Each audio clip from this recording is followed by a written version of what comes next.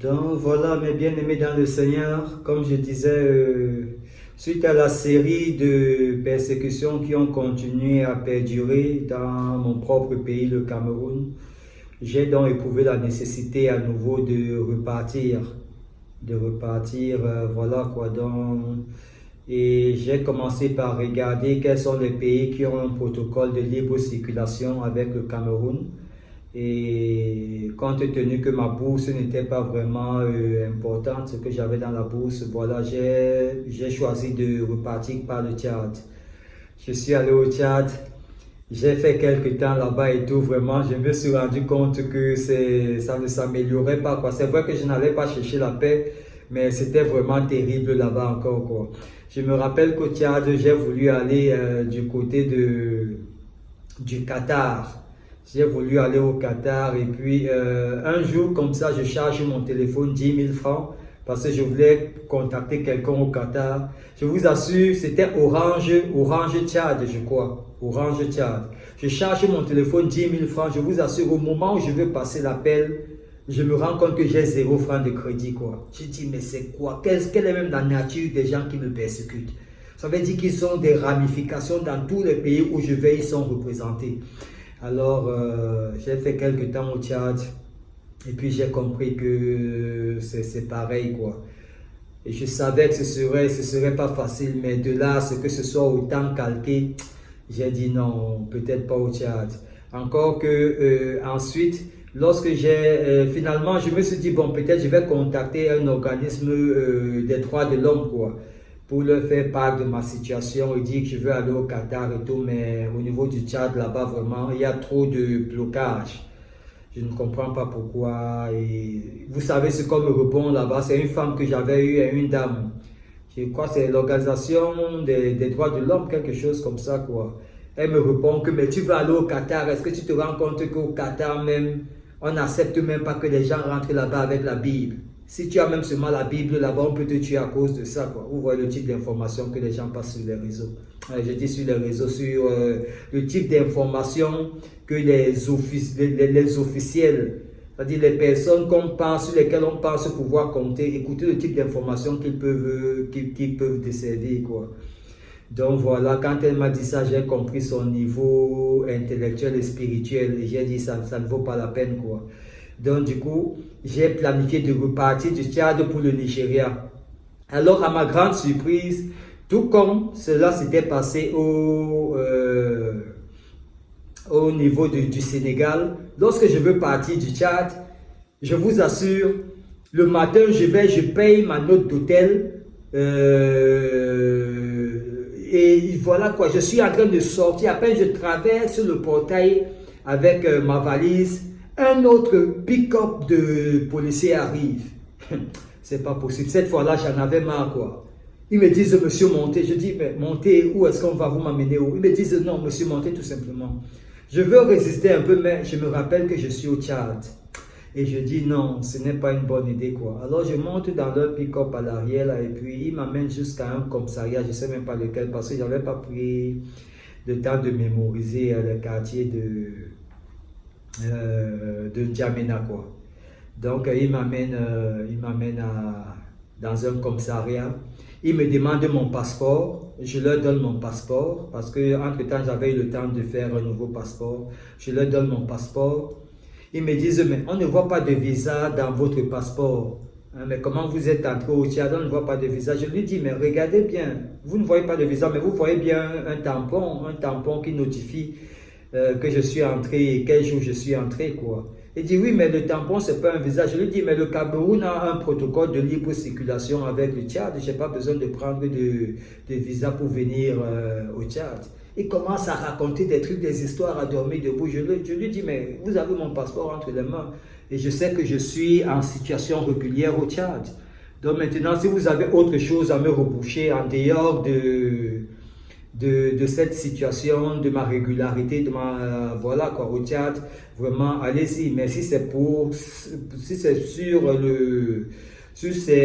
sujet de ma situation en termes de visa ou pas visa, je suis en situation régulière au Tchad. Je suis entré normalement par l'aéroport. Vous avez mon cachet d'entrée. On ne m'a posé aucune question parce que c'est qu'on a effectivement ce protocole d'accord avec le Tchad, Cameroun-Tchad. Donc, il me dit, ok, bon, on a des informations, on doit vérifier certaines choses sur vous. Je crois qu'il était 9 h du matin par là quand il me prend pour m'amener au commissariat. Alors, il part, il sort, il s'en va avec mon passeport, quoi. Donc, et pendant celui qui me pose des questions, pendant que je réponds, ses collègues sont en train de se moquer de lui. Je vous assure, la comédie, hein, ses collègues sont en train de se moquer de lui en lui disant que, mais toi, tu ne sais pas que le Cameroun et puis le Tchad, il y a un protocole de libre circulation et tout. Donc, voilà, quoi. Et puis, je suis parmi eux, je dis, mais ces gens, ils sont sérieux ou bien, ils me font du cinéma ou bien ils sont sérieux dans ce qu'ils sont en train de faire. Donc, alors, il me dit, ok, dans tous les cas, j'arrive. Il sort avec mon passeport, il s'en va. Je reste midi. Il n'arrive pas. 14 h, il n'arrive pas. 16 h, il n'arrive pas. Je commence à me plaindre au niveau du commissariat que ça veut dire quoi. Je vois des gens qui arrivent là, ils sont en boubou blanc, ils s'asseyent en cercle, ils prennent toute la cour du commissariat. Et puis je commence à parler, quoi. Je dis, mais vous m'amenez faire quoi même ici? Laissez-moi repartir. Je suis rentré chez vous, mon séjour est arrivé à terme, laissez-moi repartir chez moi. Pourquoi vous confisquez mon passeport? Il y a l'un des messieurs en boubou là qui me dit, je ne savais même pas que c'était des policiers en fait. Il me dit, mais qui vous dit qu'on parle comme ça et tout? Il envoie quelqu'un me frapper, les gars me frappent, ils me traînent et tout. Hein?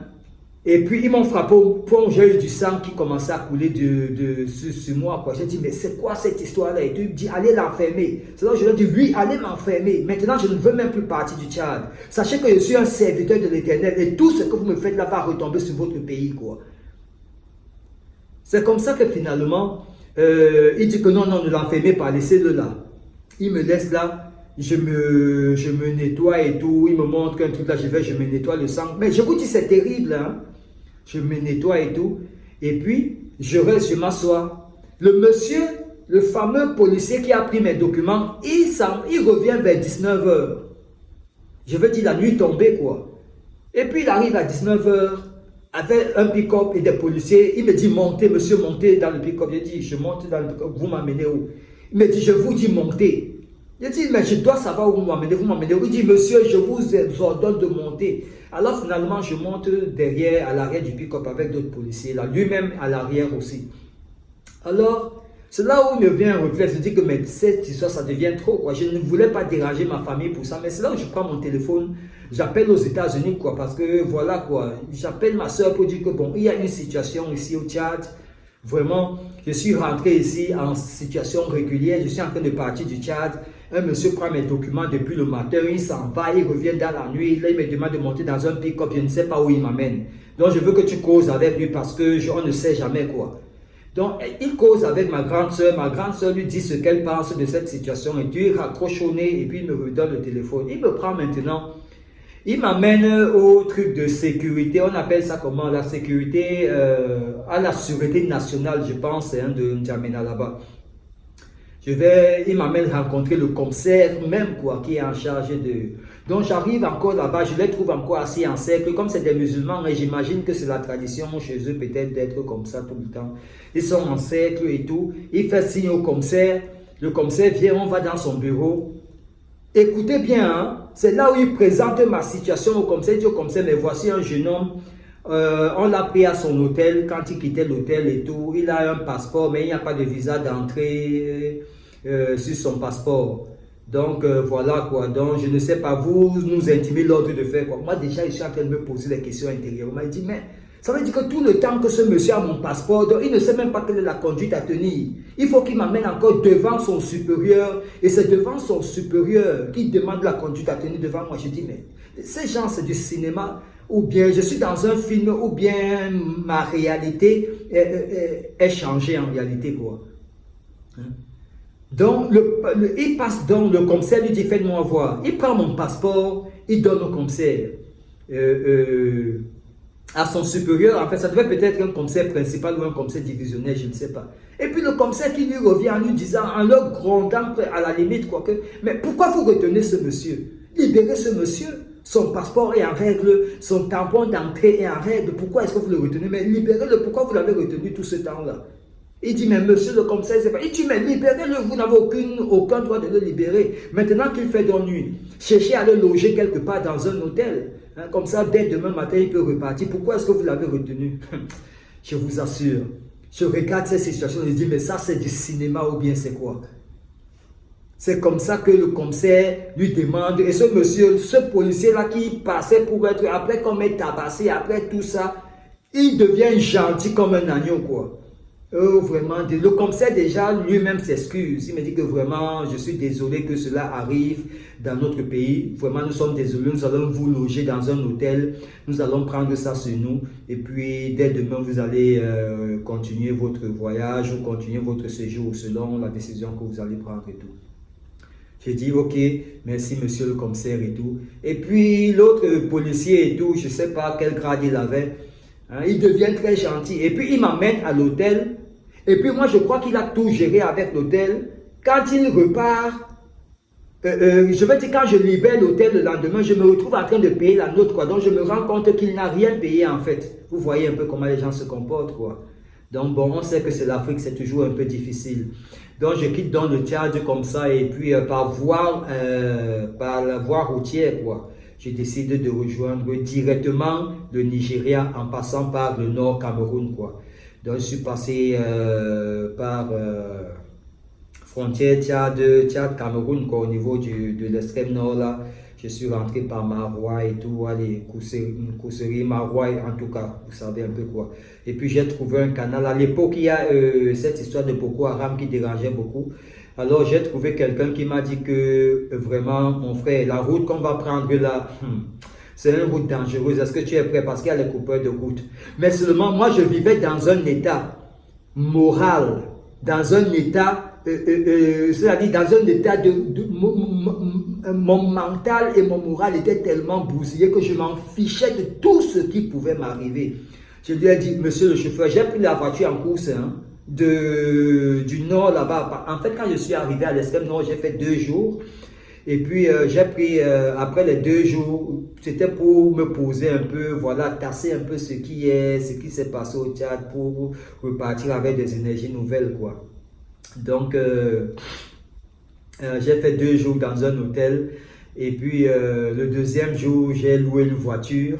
Et puis voilà, c'est lui qui me disait donc que la route est dangereuse. Est-ce que je suis prêt? Je lui ai dit que là où je suis là, il n'y a pas un truc qui me fait peur. Il faut démarrer seulement la voiture, on s'en va, quoi. Là, démarrer la voiture et puis nous sommes allés, Dieu merci, nous sommes arrivés jusqu'au Nigeria.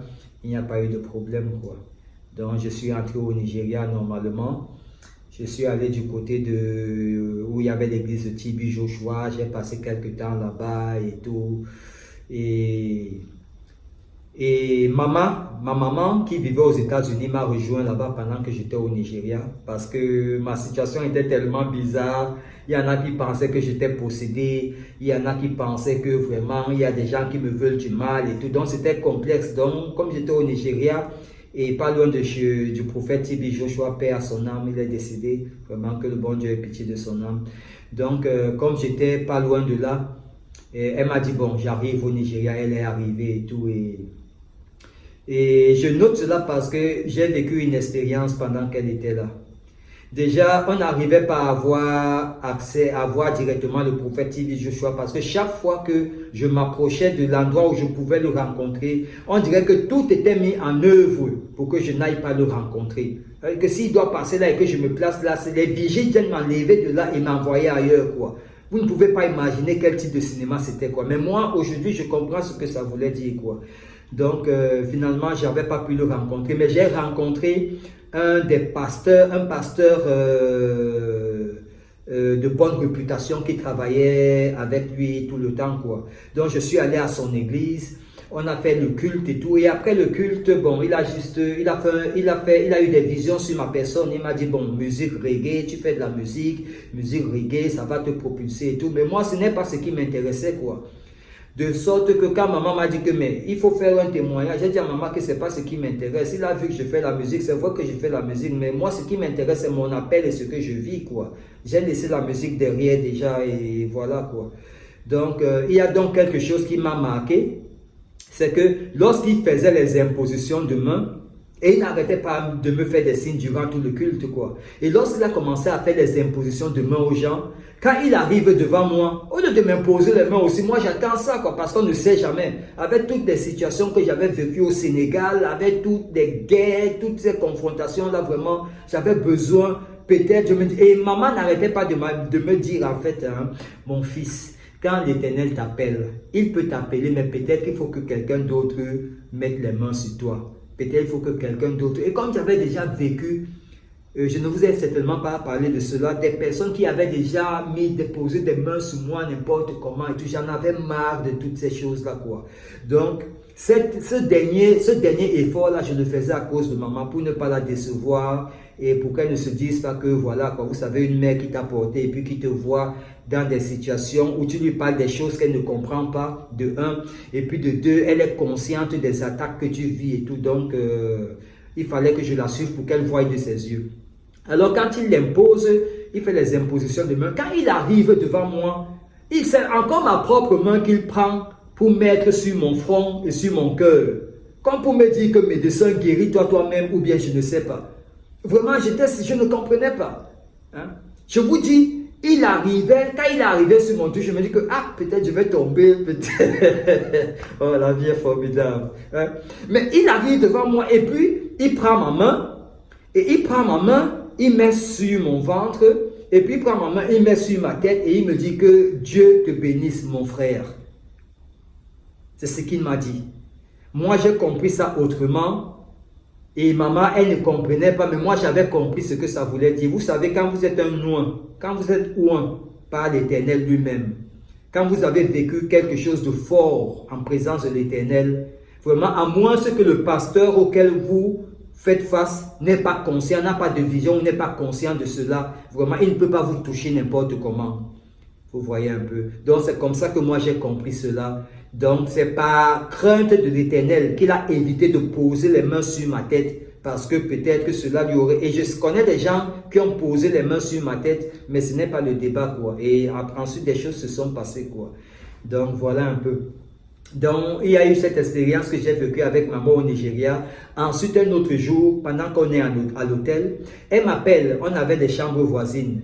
Elle m'appelle pour me dire que voilà, il y a un coup de fil de ma soeur aînée depuis les États-Unis. Donc, voilà. Et lorsqu'elle me passe le téléphone, je reçois une terrible décharge électrique au niveau de toute la tête. Au niveau de toute la tête, je vous dis bien, une décharge, je ne sais pas. Et ma tête commence à siffler comme si il y avait je ne sais pas quoi, qu'est-ce qu'on avait mis dans mon cerveau. Ça commence à siffler. Et j'ai le téléphone comme ça à la main. Et je dis, aïe maman, c'est quoi ça? Qu'est-ce qui se passe? Donc voilà, il y a eu une petite interruption. Alors je dis, aïe maman, qu'est-ce qui se passe? Alors pendant que ma tête est en train de siffler, je lui dis, maman, regarde la télé parce qu'il y a la télé qui était allumée, le câble passait et tout. Je crois que c'est la chaîne de Tibi Yoshua qui passait et tout. Et puis je lui dis, maman, regarde même au niveau de la télé, quoi. Donc pendant que je recevais, je ne sais pas si c'était un rayonnement ou bien c'était, je ne sais pas ce que c'était en tout cas, mais c'était comme une décharge, comme si on utilisait une arme magnétique. Vous voyez, contre moi, quoi. Donc, toute ma tête sifflait. Je lui dis, regarde la télé, toute la télé grisaillait, quoi. Et dès que ce sifflement s'est arrêté, la télé aussi a recommencé à diffuser normalement les images, quoi. Je lui ai donc dit, maman, tu as donc vu, quand je vous dis qu'au Sénégal, on m'a fait ci, on m'a fait ça, tu as donc vu comment, devant toi, à peine tu me donnes le téléphone, et puis ma soeur même était en ligne, parce que quand je leur racontais des trucs, elle me disait, hey, Casimir, est-ce que ce n'est pas parce que tu faisais comme ça, ou bien vous savez comment les gens sont? Donc, il suffit que vous disiez que vraiment je prenais un peu de ci, je prenais un peu de ça pour qu'on ramène tout ce que vous faites à cela, quoi, alors que ça n'a rien à voir. Tout simplement rien à voir, quoi. C'est pas le fait de prendre cela qui peut faire qu'on tire sur mon cou et de derrière mon dos, une bande de lâches. C'est pas ce qui peut faire qu'on envoie des rayonnements magnétiques tous les jours dans ma tête. Hein? Et c'est pas ça. Vous voyez un peu. Donc, je lui ai dit, maman, tu vois donc. Grande sœur, toi aussi tu as vécu ça, vous voyez donc quand je vous dis que je suis victime de ci et de ça, quoi. Il y a des personnes qui m'attaquent parce qu'ils savent que le message que je dois diffuser, que je dois partager avec le monde est d'une telle importance que vraiment, ils ont intérêt à ce que ce message-là ne soit pas connu, quoi.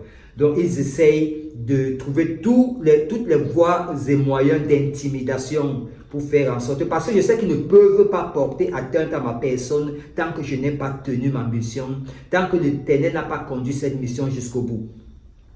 Donc, ce qu'ils essayeront toujours de faire, c'est de m'intimider. Vous voyez, ce qu'ils essayent de faire, c'est de m'intimider d'une façon ou d'une autre. Vous voyez un peu pour que... ils essayent de m'intimider d'une façon ou d'une autre pour que je me décourage de cet appel que j'ai reçu, que je n'y crois pas et que voilà quoi, que je m'en remette à autre chose en tout cas que la parole de Dieu et l'exercice de cette parole-là dans ma vie pour le bien de moi-même d'abord en premier et pour celui des autres quoi, le peuple de Dieu. Donc voilà un peu, ça c'était au niveau du Nigeria. Donc ensuite je passe quelques temps au Nigeria, hein. Disons que je passe, on va dire quoi, je passe environ 2 ans au Nigeria, je crois j'y reste jusqu'en 2016. Jusqu'en 2016, début 2017 par là. Et ensuite, les conflits au Nigeria, parce qu'après maman m'a laissé au Nigeria, elle est repartie aux États-Unis. Moi, je suis resté au Nigeria, vraiment, les conflits, je vous assure. Les conflits, les attaques. Vous connaissez encore le Nigeria, vraiment. Là-bas, c'était des attaques directes. Vraiment, des gens qui viennent comme ça, qui me font des confrontations directes. Toi, là, vraiment, tu peux pas. Toi, là, vraiment. Et moi, je ne parle pas. Hein. Ce n'est pas quand je ne prêche pas, en fait. Vous voyez, je suis dans ma chambre, je médite. J'aime la parole de Dieu, je médite. Quand je sors, c'est pour faire quelques achats. Et je vis comme ça d'ailleurs depuis pratiquement 12 ans aujourd'hui. Hein. Depuis que j'ai reçu mon appel, je n'ai aucune autre activité que l'étude de la parole. Et voilà quoi, je suis enfermé dans mon petit coin, j'étudie la parole, je médite, j'écoute les prédications, voilà quoi. Ça a été mon train-train quotidien depuis bientôt 12 ans quoi. Aucune autre distraction, rien du tout, pas de visite, pas d'amis, rien. C'est comme ça que je vis depuis 12 ans. Donc voilà, comme je disais au Nigeria, les attaques ont été très difficiles, vraiment très difficiles. Et je me rappelle quand même d'une expérience que j'ai eue au Nigeria, hein, parce que j'en profite pour en parler. Je suis chez moi tranquille, je louais, c'était des espèces d'appartements qui étaient chacune dans sa barrière. C'était un hôtel mais qui avait des petits bouts, comment on appelle ça, des petits boucarous, comment on dit ça quoi, donc c'était en compartiment quoi, donc tu avais ta petite barrière, ton petit portail, tu rentrais et puis tu avais ton coin à l'intérieur quoi. Donc je suis à l'intérieur comme ça et puis il y a quelqu'un qui prend un gros caillou et puis qui jette au niveau de mon portail. Je vous dis, je vivais des choses terribles quoi. Et lorsque j'ouvre le portail, je vois un mec costaud quoi. Et Dieu m'est témoin, je vais vous dire qui c'était après quoi, mais il ressemblait à Junior Biya, le fils de Paul Biya, écoutez-moi bien. Donc il jette un gros caillou au niveau de mon portail.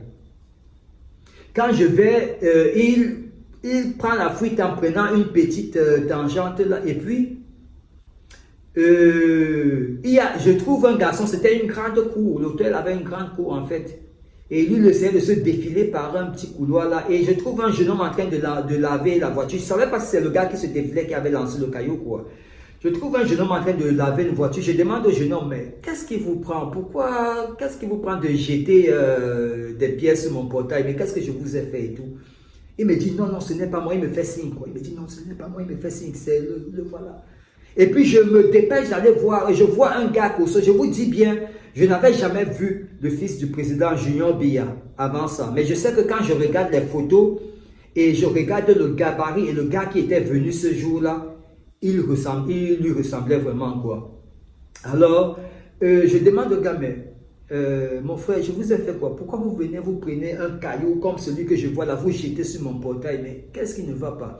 Il demande au jeune gars qui lave la voiture là, tu lui dis ça que c'est ton frère?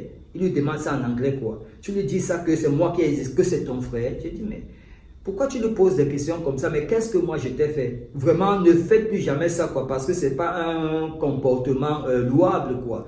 On ne se connaît pas, je te connais pas, tu ne me connais pas. Comment tu prends un caillou, tu es en train de passer, tu jettes un caillou sur mon portail et puis voilà quoi, tu te mets à fuir quoi. Donc, je lui dis vraiment, il ne faut pas répéter cela. Je n'attends pas sa réaction, hein, je tourne le dos, je rentre dans mon portail et puis je continue à faire ce que je fais. Et je crois qu'on devait être dans l'après-midi là. Je m'apprête pour aller faire quelques achats dans un supermarché. Et puis, je fais mes achats. J'achète des canettes de jus, quelques trucs et tout. Et puis, je suis en train de rentrer avec mon paquet. Le même gars, il est en train de sortir de la cour de l'hôtel. Il conduit une 4x4 rouge, de couleur rouge. Il est en train de sortir du portail. Et puis, il s'arrête encore à mon niveau. Il me demande, est-ce que je peux avoir une canette? J'ouvre mon sachet.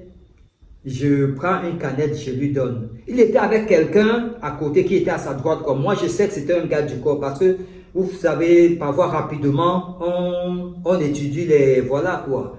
On étudie, bon, moi encore j'ai cette particularité-là que je ne faisais que ça, étudier les images, les représentations et tout. Donc quand j'ai vu la façon dont se comportait celui qui était à côté de lui, j'ai compris que c'était certainement quelqu'un qui était là pour sa sécurité en tout cas. Donc je lui donne la canette, la boisson, je crois que c'était du jus de raisin ou je ne sais plus quoi. Je lui donne une canette en tout cas. Et puis il me dit, donne-en aussi une à l'autre quoi.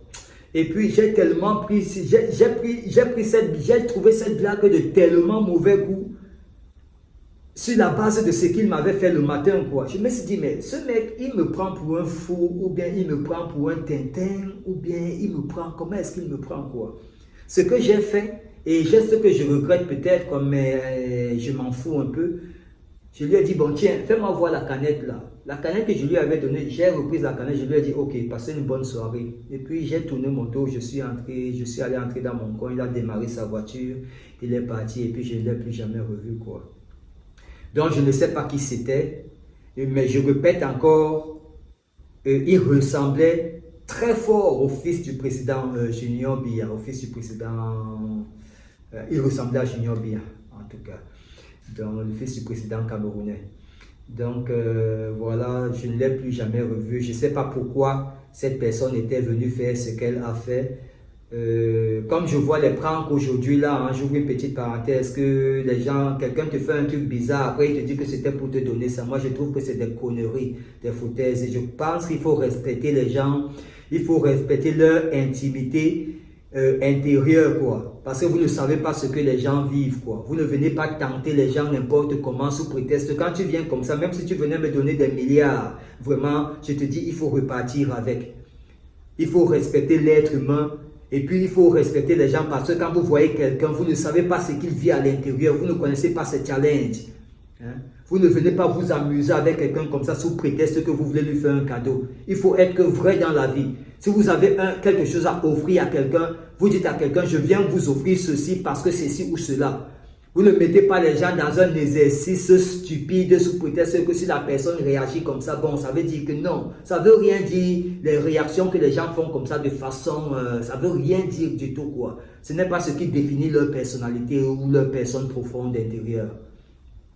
Donc voilà, je passe quelques temps au Nigeria comme ça, comme je vous disais. Hein. C'est quelques expériences comme ça que j'ai vécues au Nigeria. Et puis, je me rends compte que bon, ça va être un secteur un peu difficile pour moi.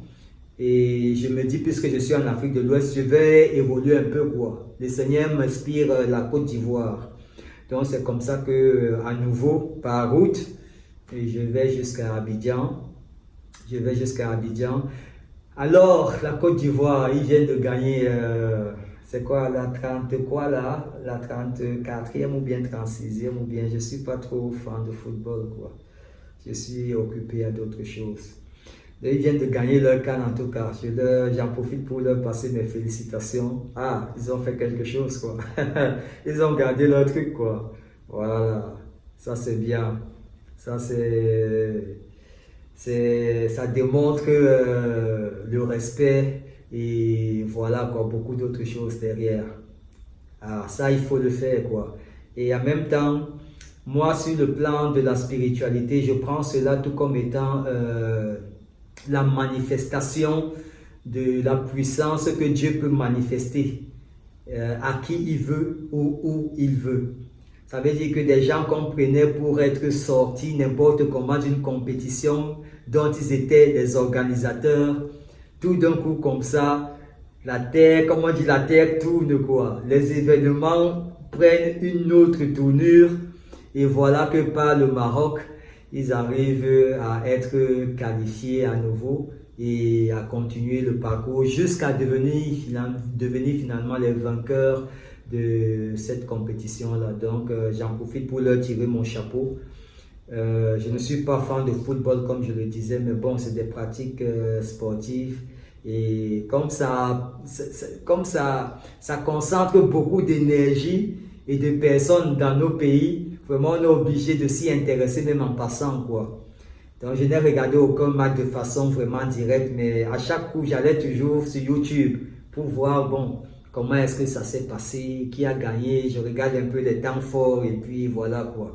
Donc je me contentais de cela en tout cas. Donc je dis encore à nouveau bravo Côte d'Ivoire. C'était une belle Coupe d'Afrique en tout cas. C'était une belle Coupe d'Afrique. Donc voilà pour revenir à ce que je disais. Je pars du Nigeria, j'arrive en Côte d'Ivoire, tout se passe très bien. Hein. C'est vrai que bon, le chemin est un peu compliqué parce qu'en chemin, comment on appelle ça? Donc, en fait, ce qui se passe, c'est que lorsque j'arrive au Ghana, parce que bon, je faisais deux jours dans chaque pays que je traversais. Lorsque j'arrive au Ghana, je suis confronté à une petite situation, c'est que ils me disent que j'aurais dû prendre le visa à l'entrée et pourtant celui qui conduisait ne m'a pas fait prendre ce visa-là. Donc, je suis à la sortie du Ghana et ils me disent que non, il me faut un visa d'entrée, sinon ils ne peuvent pas me donner le visa de sortie, quoi. Et alors, en même temps, l'officier avec lequel un beau pays, hein, j'ai traversé le Ghana, même l'énergie au-dessus du pays, quoi. Ça veut dire que l'énergie, quand je traversais le pays, je ne suis pas descendu, je suis descendu qu'à la frontière, en fait, hein, à la frontière où je devais sortir. Je suis descendu du bus qu'à la frontière, quoi. Mais l'énergie, quand je traversais ce pays-là, j'ai ressenti une présence forte, une présence spirituelle très forte, quoi. Vraiment ça, je fais cette confession-là et ce témoignage-là. Donc, pendant que j'échange avec l'officier, et je lui dis entre-temps, je suis aussi artiste reggae et tout, je fais du reggae aussi. Il me dit, ah, mais toi tu es un homme de Dieu, et puis tu fais aussi de la musique reggae, et puis tu es en train de passer au Ghana, tu traverses le Ghana pour aller en Côte d'Ivoire, en traversant notre terre, tu ne sais pas ce qu'il y a dans notre terre ici. Et puis, je comprends ce message-là, quoi, et j'ai envie de rester. Et la voix du Seigneur me dit, il faut que j'atteigne l'objectif que je me suis fixé.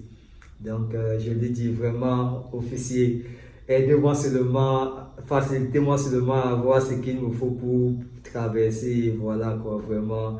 Je pense que ce sera pour une autre fois. Donc, c'est comme ça que j'arrive en Côte d'Ivoire. Et vraiment, je tombe sur des personnes formidables. Des personnes formidables qui m'ont très bien accueilli, qui m'ont ouvert leur cœur. Vraiment une terre d'hospitalité. Hein. Ça, je vous le dis comme ça, quoi. Une terre d'hospitalité. Vraiment, je suis tombé sur des personnes qui m'ont très bien accueilli. Aussi vite que je suis arrivé, il y a des jeunes hommes qui m'ont pris la main. Ils m'ont amené dans un coin, on appelle le coin d'Avredi, quoi. C'est un coin, un village rasta et tout. J'ai trouvé des personnes qui vivaient d'une certaine façon. Et comme moi aussi, j'aspirais à ce type de vie pour m'évader un peu, quoi.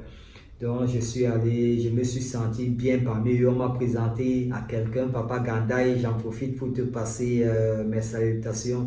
Vraiment, merci pour tout ce que tu as fait sur moi en terre ivoirienne, à Abidjan, là-bas. Tu m'as appris beaucoup de choses. Tu m'as fait découvrir beaucoup de choses. Vraiment, que l'Éternel Dieu Tout-Puissant te bénisse pour cela, quoi. Donc, ce Baba Gandaï, donc, tel est le nom de la personne qui m'a vraiment accueilli sur Abidjan, là-bas. Vridi, à la plage de Vridi, et j'ai vécu une expérience spirituelle très forte avec lui parce que lui, il vivait dans une grotte, en bordure de la mer, il vivait dans une grotte. Mais lorsque moi je suis arrivé, j'ai initié un nouveau type de vie parce que je voulais vivre une expérience personnelle. Je vous assure que j'ai passé pratiquement 1 an au bord de la plage de Dakar à Vridi, en dormant sous le soleil sous la pluie, qu'il fasse jour ou bien qu'il fasse nuit, j'étais toujours au même coin. J'avais fait mon petit coin là, pas loin de la route de Baba Gandaï. Donc, c'est là où c'était mon petit coin. Je laissais mes effets là. Si je me déplace, je laisse mes effets là. Je couvre juste ça avec une petite couverture. Je laisse tous mes effets là. Il y a un jeune homme, bien entendu, qui avait pris mes valises chez lui. Et je lui ai dit que non, je veux vivre une certaine expérience. Donc, j'ai pris juste le nécessaire, mon sac de couchage avec mon sac de, on appelle de pèlerin, quoi. J'ai mis des trucs essentiels à l'intérieur et voilà, quoi. Et je vous assure, lorsqu'il pleuvait, en journée comme dans la nuit, c'était sur moi que cela arrivait, quoi. Il pleuvait des fois sur moi dans la nuit jusqu'au matin ou quand je... Vous n'imaginez pas ce que ça veut dire, hein?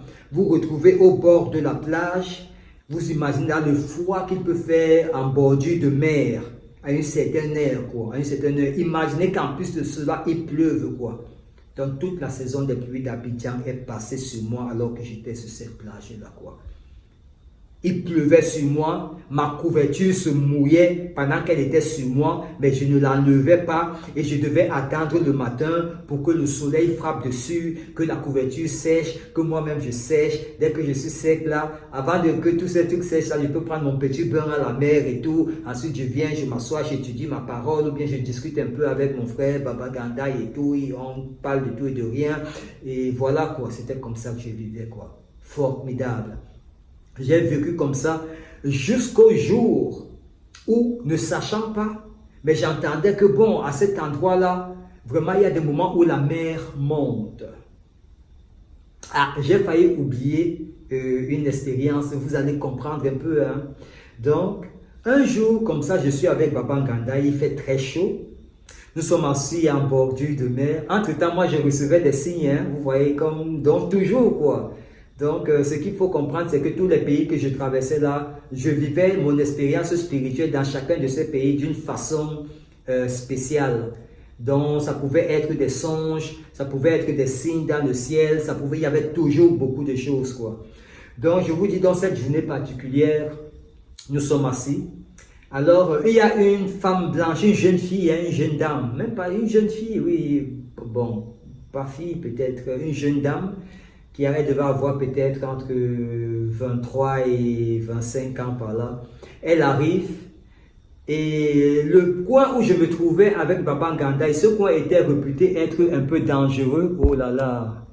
Ce coin était réputé être un peu dangereux parce qu'il était dit qu'à certains moments, non pas à certains moments que la plage, ça veut dire on interdisait aux gens de nager à cet endroit parce que la mer était profonde à cet endroit-là et que parfois des gens y entraient et n'en ressortaient pas quoi. Donc on demande donc à la dame de ne pas arriver jusqu'à notre côté. On ne sait pas comment elle a fait, elle a dû dévier parce qu'il y avait un organe de sécurité quoi, un corps de sécurité qui veillait sur la sécurité des personnes qui venaient sur la plage et il était souvent interdit aux gens de passer de notre côté là parce que bon, la plage était un peu dangereuse. Donc du coup, on lui demande de ne pas traverser. Ça c'est le témoignage que le vigile nous rend quoi, après qu'elle soit partie quoi. Donc elle a forcé, elle a traversé quand même. Il dit qu'il a juste vu, elle était déjà avec nous quoi, donc elle arrive parmi nous. Formule de politesse et tout, on se présente et sur le coup du coup, donc on avait fait un petit repas la veille et tout, donc il en restait un peu, il devait être que 13 h par là, 14 h, on le partage avec elle, on essaie de faire quelques petits trucs sur la plage là et tout, elle va se mettre sur la grotte, elle prend un peu de soleil. Ensuite, il me vient à l'idée comme ça, j'avais un peu d'argent, je dis bon écoute Baba Gandaï, on va l'inviter prendre un plat quoi, quelque part, on va aller manger quelque part et tout. Alors donc on va manger et tout. Finalement le restaurant dans lequel on est allé, là, il n'y avait plus assez de bouffe. Donc finalement elle est allée avec Baba Gandaï prendre des plantains et puis des prunes, je crois quelque chose. C'était des prunes, des plantains et puis quoi, je sais même plus quoi. Et puis voilà quoi. Donc ils m'ont retrouvé et puis on est reparti sur la plage. Au bord de mer quoi. Donc quand on arrive au bord de mer, elle est restée dans un coin où elle devait nous faire un petit truc pour la soirée quoi. Elle avait fait quelques achats, elle voulait nous faire une petite cuisine pour la soirée et tout. Donc elle est restée là-bas et moi j'ai continué avec Baba Gandaï. J'arrive au bord de la plage et tout Et puis, il faisait très chaud. J'avais une sacoche. Alors, il faisait très chaud. Donc, je prends ma sacoche, je la pose sur un banc de sable, quoi, un petit banc de sable. Et puis, je dis, waouh, chaleur, je vais tremper un peu mes pieds sur la mer, dans la mer, quoi. Je vous assure, je trempe mes pieds. À peine je trempe mes pieds comme ça, il y a une vague qui vient, elle fait comme si elle joue avec moi. Parce que les vagues avaient l'habitude de faire ça quand même à ce moment-là, quoi, à ce niveau-là, quoi. Elle vient comme si elle joue avec moi, elle tourne et tout. Et puis, il y a une grosse vague qui vient. Elle me contourne. Elle va, elle porte ma sacoche, elle s'en va et je n'ai pas encore pris conscience de cela. Et puis elle veut m'emmener aussi. Quand elle veut m'emmener, je remarque un truc noir qui est dans la qu'elle est en train d'apporter. Et puis je commence, on m'avait dit que quand la mer fait ça, il faut sautiller dessus l'eau d'une certaine façon pour que ça ne te balance pas même le sol et que ça t'entraîne, quoi. Donc je commence à courir dans l'eau en faisant un certain type de mouvement et je remarque ma sacoche, je veux aller la prendre. Mais l'esprit me dit laisse. Et puis la mer s'en va avec ma sacoche. Dans ma sacoche, il y avait tout ce que j'avais comme argent. Il y avait mon passeport, il y avait mes disques durs, il y avait tout ce que, même les images que je prenais, tout ce que je travaillais, tout cela, la mer a pris ça. Alors, comme j'étais au bord de la mer et lui, il était un peu plus en hauteur, Baba Gandaï, et puis je regarde et je commence à me toucher. Je dis, eh bon Dieu, je rêve. Ce qui vient d'arriver là, c'est pas vrai, quoi. Je suis en train de rêver. Ma sacoche n'est pas partie, c'est impossible. Bon Dieu, c'est pas possible, c'est impossible. Et puis je regarde, je fais un petit sourire, je dis, quand je vais te dire maintenant que j'ai perdu ma sacoche, il ne va pas en revenir. J'ai l'impression que je vais lui dire, c'est pas vrai. Après, je vais lui dire, hey, Papa Ganta, il me dit, il y a quoi mon frère? Je dis, hé, champion, la mère là vient d'emporter ma sacoche. Il dit, quoi? Je dis, elle vient d'emporter ma sacoche. Quand on est rentré, comme tu vois là, je viens juste poser ça sur un petit banc là. Je suis allé faire un petit, que tremper mes pieds, comme tu vois, il fait chaud là. La mère est partie avec ma sacoche, comme je te dis là. Il dit, c'est pas. Il court directement. Il commence à marcher le long de la plage. Il a marché même 5 km le long de la plage. Il me dit que non. En fait, quand la mer prend comme ça peut. Mais moi, j'avais déjà enlevé mon cœur dessus. J'avais enlevé mon esprit dessus, quoi. J'ai su que c'était parti. Donc, il est parti tout seul comme ça. Je suis resté. Il fallait que je prenne conscience de cela et que je sorte ça de mon esprit. Il revient, je le vois revenir, il n'a pas ça en main. Je comprends que c'est parti, quoi. Donc, voilà un peu, hein. Ça, c'est, je tenais à préciser cet aspect, cette expérience-là que j'ai vécue sur Abidjan, quoi, en Côte d'Ivoire. Donc, à chaque fois, moi, j'avais fini par comprendre que le Seigneur, l'Éternel, il voulait me faire comprendre que je ne peux avoir pour appui que lui. Parce que ce genre de truc, vraiment, je les gardais jalousement, même quand c'était des images que je prenais, des trucs, je me disais que, il ne faut pas que je les perde et tout. Et le Seigneur me disait que ne te confie pas à ces choses-là. Ne mets pas tous tes espoirs parce que c'est moi qui te les montre. C'est à moi que tu dois avoir confiance. Donc, à chaque fois que j'essayais de trouver une espèce d'équilibre, il me ramenait toujours vers le bas, quoi. Et je commençais à comprendre ça, donc ça me faisait grandir dans la foi et dans la confiance dans le Seigneur, quoi.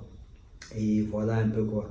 Donc après Abidjan, ça a aussi été difficile parce que après, donc voilà, après cette expérience que j'ai eue avec ma sacoche et tout, quelques temps plus tard, donc, il y a une période où la mer monte. Alors moi, je ne savais pas. Donc un matin, Papa Ganda, il avait des chiens. Il avait une chienne particulièrement. Elle m'aimait beaucoup, quoi, mais elle m'aimait exagérément. Un moment, elle a mis bas et ses petits, tout le temps, quand je venais avec, c'était toujours autour de moi, quoi. Donc, un moment, j'ai eu quelques échanges pas très convenables avec Baba Gandaï, que Dieu nous pardonne pour cela. C'était une faiblesse, quoi, parce que bon, on n'avait pas la même vision, quoi. Vous savez, un homme spirituel, il est toujours dans son nuage. Et lui, il ne me comprenait pas certaines fois, quoi. Donc, ça fait que ça s'est un peu corsé entre nous, mais c'était pas bien grave. Donc, alors, cette chienne-là, sa chienne, elle était toujours couchée au niveau de ma tête. Quand je suis couché sur le sable, elle vient se coucher au niveau de ma tête. Écoutez-moi bien, hein? C'est un long témoignage, mais vous allez comprendre. Alors, un matin, un ami commun à Baba Ganda et à moi, un ami qu'il m'avait présenté en tout cas, il arrive. Et puis, La chienne là ne l'aimait pas du tout, quoi. Chaque fois qu'il arrivait, la chienne courait après lui et tout. Et il arrivait qu'il la frappait, mais après elle se calmait toujours, quoi. Alors, il me pose une question un jour, il me dit, mais, je dis, hein, mais Ken, est-ce que toi-même tu trouves normal que chaque fois que tu es couché sur le sable là, la chienne, elle vient toujours se coucher au niveau de ta tête? Vous voyez comment? Et vraiment, la vie est formidable. Hein. C'est-à-dire que vous vivez tranquillement, l'animal est à côté de vous. Peut-être l'animal, il n'y a rien. Hein. L'animal est placé là parce que, bon, l'animal seul sait pourquoi c'est à cet endroit-là. Mais le gars, il vient me mettre dans la tête que l'animal là, c'est un animal vampire. Comment un animal peut toujours être couché au niveau de ma tête? Donc il m'a mis, je me crois même que c'est l'une des raisons qui a fait que mes relations avec mon ami Baba Gandaï deviennent un peu distordues, quoi. Donc, il me fait cette remarque-là. Et puis je dis, ah tiens, mais pourquoi elle, c'est vrai, elle est toujours couchée au niveau de ma tête. Et j'avais fait une expérience avec cette chienne-là. C'est que chaque fois que j'ouvrais les yeux le matin, je vous dis bien, chaque fois que j'ouvrais les yeux le matin, ça veut dire que quand je dormais dans la nuit, quand j'ouvrais les yeux, je dormais toujours, mon regard donnait toujours vers la mer. Mais chaque fois que j'ouvrais les yeux le matin, la première créature vivante que je voyais, c'était toujours elle, la chienne. Ce n'était jamais son chiot, ou bien le chien, ou bien Baba Gandaï, ou bien une pirogue qui passe, ou bien un bateau qui passe, c'était toujours la chienne. Donc quand le gars, cet ami-là, entre guillemets, a relevé, m'a fait cette remarque-là. J'ai dit, mais tiens, la chienne-là, est-ce que... Donc, ça a donc commencé à m'éloigner un peu de la chienne. Je commençais à appréhender un peu, à trouver bizarre le fait qu'elle soit toujours à côté de moi. Je me disais, mais est-ce que... Et c'était des chiens abandonnés, en fait, que Baba Gandaï avait retenu, il en avait pris soin, donc du coup c'était devenu sa famille, quoi, avec les chiens et tout, parce qu'il ne vivait qu'avec eux, quoi. Un chien, une chienne et puis leur petit, quoi. Donc, et du coup, moi ça m'a beaucoup dérangé. Ça m'a beaucoup dérangé au point où j'ai commencé à devenir distant avec le chien. Alors le moment où la mère doit monter, ce matin-là je suis couché. Je me réveille. Et puis, la première chose que je vois, c'est la chienne. Elle est couchée vers la mer, mais environ à 30 ou 40 mètres de moi, 30 mètres par là vers la mer. Elle est couchée, mais dès que j'ouvre mes yeux, c'est elle que je vois. Je dis, bon Dieu, je vous le confesse, quoi. J'ai été dégoûté. J'ai dit, mais bon Dieu, enlève cette chienne devant mes yeux. Mais qu'est-ce que j'ai fait à cette chienne? Pourquoi tout le temps? Mais qu'est-ce qui ne va pas avec elle? Quand j'ai parlé comme ça, il y a une grosse vague qui est quittée. Elle est montée. Elle a frappé la chienne. Ah! La chienne a dégagé de là. Quand la chienne a dégagé de là, pendant que je suis en train de dire dans mon cœur que voilà, bien fait pour toi, c'est ce que je disais, quoi, que bien fait pour toi, pourquoi tu me dégages, je t'ai fait quoi? La même vague quitte. C'était une très grosse vague, quoi. Elle quittait, contourne comme ça. Elle vient pour me prendre. J'ai pris mes effets, j'ai lancé, j'ai commencé à bondir. Et je vous assure, 1 à 2 heures plus tard, la mère était... Non, pas 2 heures. 30 minutes plus tard, la mère m'arrivait déjà. Ça veut dire que si elle m'avait trouvé couché, elle m'avait... Parce que cette vague-là a été la vague qui annonçait une série d'autres vagues, ça ne s'est plus arrêté, quoi. Donc elles étaient de plus en plus hautes, jusqu'à ce que l'endroit où je dormais a été couvert au point où ça pouvait prendre ma taille 1 fois et demie.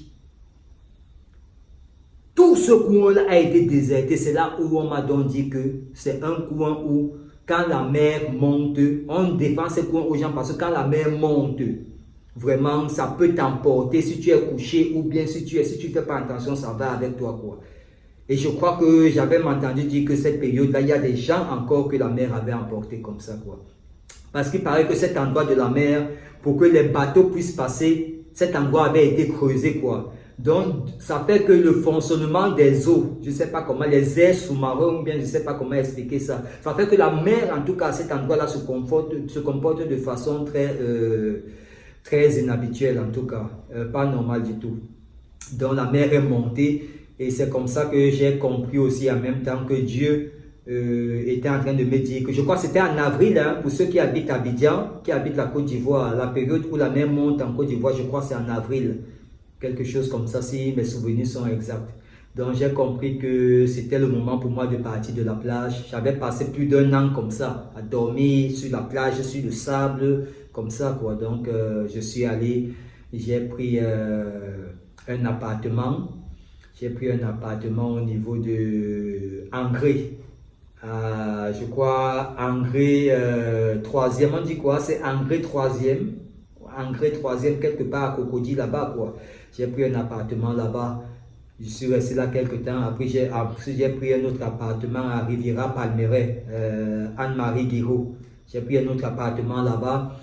Avec l'aide de ma grande sœur et tout, j'ai pu acheter du matériel d'enregistrement parce que je voulais me relancer dans certains types d'enregistrement, quoi. Donc, j'ai repris du matériel et tout. Mais les combats ont encore commencé. Comme je vous disais, je me suis retrouvé entre 4 murs encore. Les attaques ont commencé. Quand je rentre chez moi, j'ouvre ma porte, je trouve qu'un micro tout neuf que je viens d'acheter à près de 1000 et quelques euros, quelqu'un il est entré parce que je connais le micro, je veux travailler, il ne passe pas quoi, il n'est jamais tombé, il est tout neuf.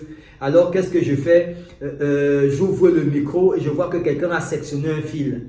Hein? Je viens, je trouve qu'on a touché mon matériel. Quand je sors, je trouve que quelqu'un est entré chez moi, il a déplacé quelque chose, des choses terribles quoi. Et j'ai compris que les mêmes personnes qui me dérangeaient étaient encore, voilà quoi, j'étais encore rentré en appart. Donc les mêmes choses recommençaient quoi. Donc je suis resté en Côte d'Ivoire quelque temps jusqu'à ce que je revienne au Cameroun finalement et où je comprenne que vraiment je dois vivre avec cela. Je dois vivre avec cela. Donc, ça fait que depuis pratiquement 10-12 ans, par là, je n'ai plus eu de paix. Je n'ai plus eu de paix. Je n'ai pas dormi tranquille. Je suis dérangé par les voitures, par les engins. Je suis dérangé par les ondes magnétiques. On envoie des armes non létales sur moi. Je ne sais pas comment vous expliquer ça, quoi, mais c'est tellement... Et je sais d'où ça vient. Je sais d'où ça vient. Et c'est celui que je suis. La personne que Dieu a voulu que je sois. C'est ce qui fait que je dois vivre toutes ces attaques-là parce que je mets tellement de personnes. J'inquiète tellement de personnes. J'inquiète la religion musulmane. J'inquiète la religion. J'inquiète le clergé. Ça veut dire les autorités qui gèrent la religion, le christianisme, quoi. Je les inquiète. J'inquiète beaucoup de personnes en tout cas. J'inquiète les autorités parce qu'ils savent que ce que tous leurs livres là confessent, les livres qu'ils ont entre les mains, ce que ça confesse et la personne que ça annonce, c'est la personne là qui est arrivée. J'inquiète les sectes, les francs-maçons, les rosicruciens, parce que j'ai des révélations en songe, je crois, leurs attaques. On me montre les voici ceux qui t'attaquent, les voici ceux-là qui t'attaquent. J'ai rêvé de pratiquement tous les présidents de la Terre, Barack Obama, Donald Trump, Biden, mon président Paul Biya, le président Alassane Ouattara, le président du Nigeria. J'ai rêvé du pape, j'ai rêvé des imams de la mosquée, des Anatouillas. J'ai rêvé de toutes les grandes autorités qui gèrent ce monde. Dieu me les a révélées en rêve. Dieu me les a révélés en rêve. Donc, c'est quand je reçois ce type de révélation que je sais quel est le type de personne que je suis. Vous savez un peu. Et c'est avec l'étude, toutes ces années que j'ai donc passées dans ces épreuves difficiles, ces moments éprouvants, ces attaques, ces challenges, ces persécutions, c'est dans cela que l'Éternel Dieu Tout-Puissant et en cela qu'il m'a fortifié. Parce que je comprends que c'est un chemin par lequel je devais passer pour découvrir le vrai visage du monde dans lequel on vit. Et pour que je sache que les gens qui vous font tout beau sourire, qui disent tout le temps être ceux qui défendent vos droits, en réalité, ce ne sont pas vos droits qu'ils défendent. Ils défendent des intérêts de ceux qui les mettent au poste dans lesquels ils sont mis, en fait. Vous voyez. Donc, aucun d'entre eux ne lèvera jamais le moindre petit doigt pour se dire que mais celui-là, messager de l'Éternel, est-ce qu'on doit lui porter appui? Non. À moins que de façon expresse, l'Éternel lui ait parlé et veuille le retirer du mécanisme dans lequel il se trouve pour l'amener à la lumière.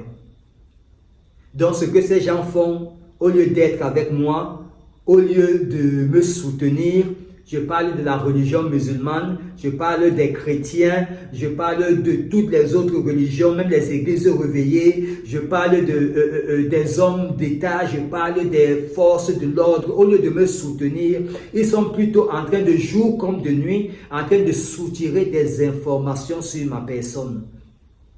Parce qu'ils ont installé sur ma personne des mécanismes et une technologie telle qu'ils ont la possibilité de savoir ce que je pense. Ils ont la possibilité de savoir ce que je fais à tout moment. Ils ont un satellite qui me suit du matin au soir sans la moindre interruption. Toutes ces choses me sont révélées. Mais seulement, mon Dieu, n'ayez pas peur, hein? Au contraire, soyez fortifiés. Parce que si j'ai vécu cela pendant 12 ans, le but pour eux, c'était de me rendre fou. En fait, il y a une parenthèse que je vais ouvrir, c'est qu'au Nigeria, après l'expérience avec l'église de Tibi Joshua et tout, quand ma mère est repartie, j'ai vécu certaines choses où on me droguait en mon absence, sans que je ne le sache quoi. Que ce soit la nourriture que j'achetais, ou bien le coin dans lequel j'étais, en tout cas, je me faisais droguer dans l'eau même que j'achetais. Parce que j'avais une habitude d'aller dans le même supermarché et tout, donc je me faisais droguer sans m'en rendre compte.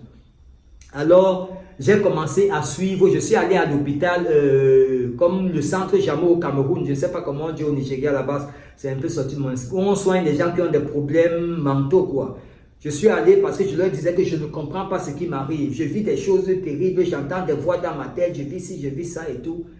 Et ça devenait très grave. Alors, il s'est passé une expérience terrible lorsque je suis arrivé là-bas. Après que je me sois fait, comment on dit ça, diagnostiqué, après que j'ai rencontré un médecin tout simplement, lorsque je sors du bureau du médecin, il y a une dame que je ne connais ni d'Adam ni d'Ève, une Nigériane, qui se met à crier en anglais.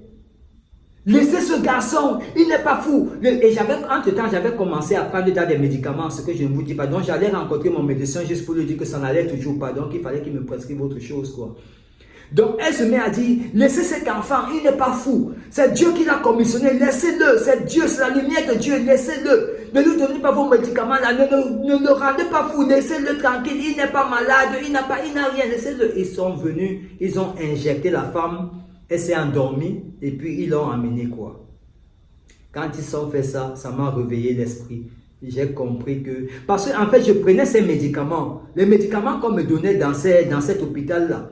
Je prenais les médicaments et je me rendais compte que ça faisait naître en moi une seconde personnalité. Ça veut dire que je me retrouvais en train de me chamailler avec moi-même, seul dans ma chambre. Et je me disais, mais quand je suis allé vers ces gens-là, c'était pour dire que j'entends des voix, je me dis, mais quel type de médicament ils me donnent là, au point où je commence à parler seul. Et puis, vous ne savez pas ce que c'est. C'est comme si vous devenez, vous, la même personne, mais vous êtes deux. Vous vous chamaillez avec vous-même. Il y a une partie de vous qui parle et une partie de vous qui répond. Et ce n'est pas de vive voix. C'est à l'intérieur dans vous. C'est quelque chose que je ne souhaite pas à un être humain sur la terre. J'ai vécu cela. Mais quand j'ai compris cette présence que m'a manifesté l'Éternel dans cette dame-là à l'hôpital, j'ai compris que je devais faire face à tous les obstacles qui se présentaient devant moi de façon sereine. De façon sereine, je devais faire face à ça avec l'appui seulement de l'Éternel. Parce que si je demandais de l'aide encore aux hommes, peut-être que je me retrouverais parmi les hommes même qui sont mes persécuteurs. Et ils n'auraient qu'à finir avec moi. Donc voilà un peu le témoignage que je vous fais. Ensuite, je suis retourné au Cameroun, comme je vous ai dit. Et ma batterie est à nouveau faible là. Je suis retourné au Cameroun Et voilà quoi. Donc je pense que nous arrivons à la fin de ce très long témoignage. Je vais le couper en sections pour que voilà quoi. Et que ce soit pas trop long. Donc maintenant, il y a quelques parties que nous allons aborder par la suite. Il y a mon rêve et puis mon appel. Ça dit mes rêves, tous les rêves que j'ai eu, parce qu'il est à noter ici que ça fait 10 ans, ça fait plus de 10 ans depuis que cela a commencé, que je fais des rêves extraordinaires. Donc j'ai fait des rêves extraordinaires.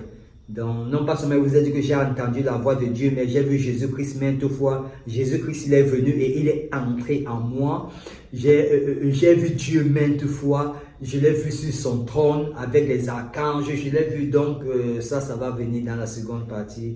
Voilà quoi. Donc, je crois que le téléphone, il est en train de vouloir s'éteindre. Là, je vais le remettre à la charge. Mais je tiens à finir avec ce témoignage et à le diffuser pour passer à autre chose. Parce que là, j'aurais fait le témoignage de la présence de l'Éternel dans ma vie, de son appel et de comment est-ce que cela s'est manifesté en moi, quoi, et autour de moi. Et par la suite, je pourrai commencer ma mission. Donc, nous avons encore quelques volets à explorer. Voilà, quand on va parler de rêve et de mon appel, on va parler de ma formation et du message avec lequel je viens. Et finalement, voilà quoi, on va parler de la formation, du message et de la mission pour laquelle je suis appelé quoi. Donc, on se dit à tout de suite, hein. Allez.